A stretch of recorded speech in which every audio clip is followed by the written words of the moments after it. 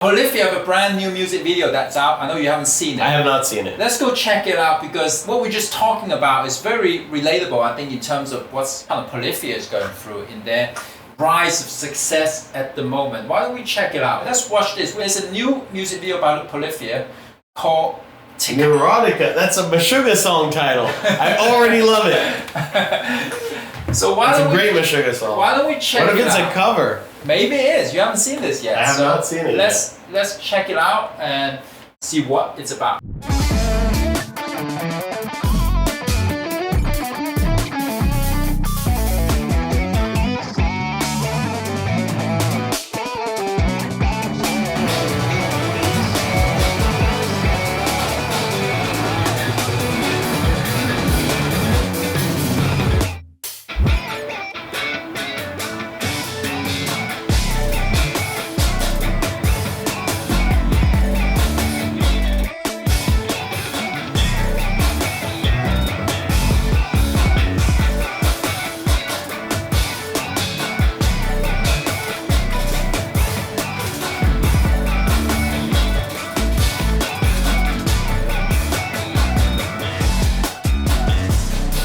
I thought it's kind of a cool shot where they're spinning and then swapping the people out, so they have to sync it all up. I don't think it's actually that technical a shot, because you could be able, as long as you have it like sort of pre-programmed and how it Anyways, getting into the weeds. It's a really cool song, actually. We'll comment on the full thing when it's done. Yeah, we'll go back and recap to you what we think. See, this is why we have the screen, so that when something's wrong, we see right there, right?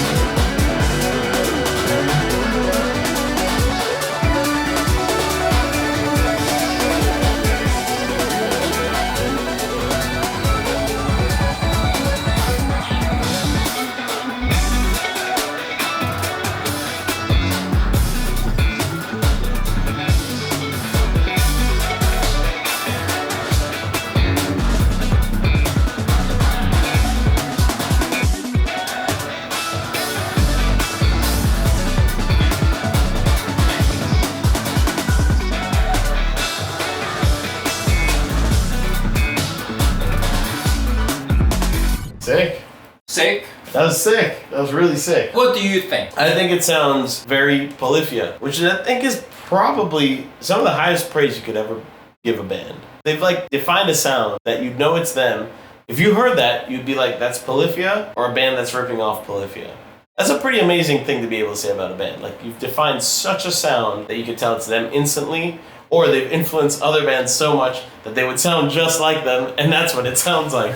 So right off the bat, that's great. I love the mixed production. There's a lot of stuff. They've always been doing this thing where they're sort of mixing traditional nerd prog guitars in a pop song format. You see the song's 3:15, right? So it's less 3.5 minutes. It sounds like the guitars, when they're not doing crazy stuff, are doing like vocal lines, right? That's the whole point, and there's like a very sort of traditional arrangement. It's easy to follow. The chord change is easy to follow. The drums are very sort of just simple backbeat stuff.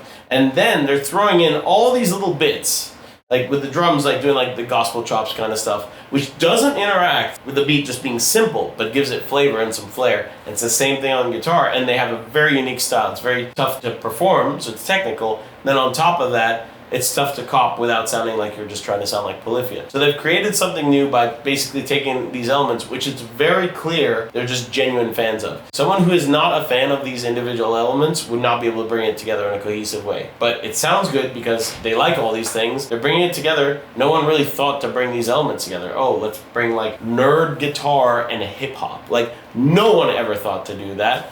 And they're doing it very, very well because they genuinely understand both sides and where that crossover will be, right? And then they understand the value of having a shorter song, simple arrangement, and how the ear reacts to vocal lines that are simple, so that you can hum along to. These guys could out-shred everyone, like I know, and they could be doing that the whole song, and yet they don't. And they do it in the most clever way where it's like they can have a line that is very catchy, but they're throwing these little flourishes, these little fast things, you know, at the beginning and the end. But the main line is something that you could hum. That's genius. I think it's a great song. The video is on brand. They obviously have a very strong sense of style, and it's very clear that whoever directed it or whoever's in charge of like the production side of that is very much in contact with like the music video side, making sure like the vision is there. There's an artistic vision, a look that they're trying to maintain. We're talking about, I think the mic was off, the little pieces on the guitar and like what that is, and is that something that you would sell? Is that a kit that you could get for your guitar or something like that? That's all very clever, and it can be then rolled into further marketing. It's probably the look of the album. I just like it when there's attention to detail on everything, and it looks like no detail was spared here.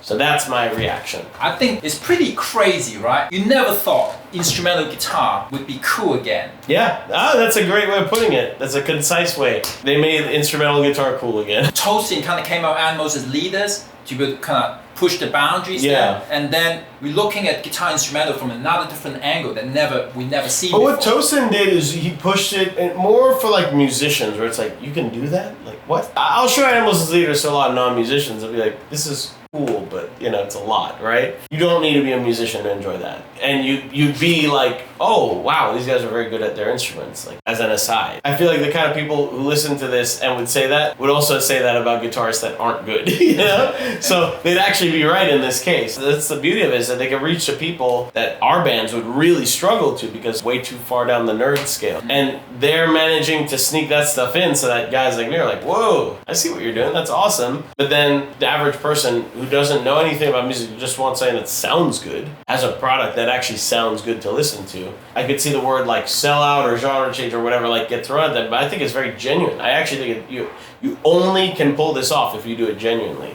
If you're trying to hit a mark, you're never going to be able to make music again. And there's no way you can sell out playing guitar instrumental music. No. And obviously, they're like in the spotlight now, because they're either going to blow up completely, have a super successful album, or people are going to turn around and hate them for being successful. They're at that crossroad now. It's just it's going to go. It's going to be interesting in a way, like you said, they made it cool. They're sort of elevating it to this level where it has access to people. We could sort of look at them to see like how far can it go, because our bands aren't going to figure that out. They're the band to figure out like how far can you really take that. Does it sort of peak here, or does it go way further? I could see a lot of potential, like if they can cross over into that hip hop crowd, because hip hop is very big right now. They can cross over into that in some fashion. One of the things that's really interesting to me, I struggle a lot with hip hop personally. You know, like I'll respect any type of music. Anyone who's hustling, it's like good for you, man. But like personally, I don't listen to it. I don't really listen to the lyrics so much. I think so for a lot of people who like it, my understanding is it's either a lyrical connection or a stylistic or aesthetic connection. There's just something aesthetically that's happening, sonically, whatever it is, like that is what's getting them. And that's where like I'm just not feeling that connection, right? And then there's also this sentiment that like on that side, you don't really need to master an instrument of any kind to be successful or to make music, right? And maybe you are like a great lyricist, or like, you know, or great at delivering vocals in whatever quality you need to deliver to be successful there. But instrumentation and all that is not really a focus. So if these guys could sort of bring that and bridge that gap there could be some sort, whether it's them or someone else, that brings all the nerds from our side over to the other side, because they'll be like, wow, and the instrumentation is really cool.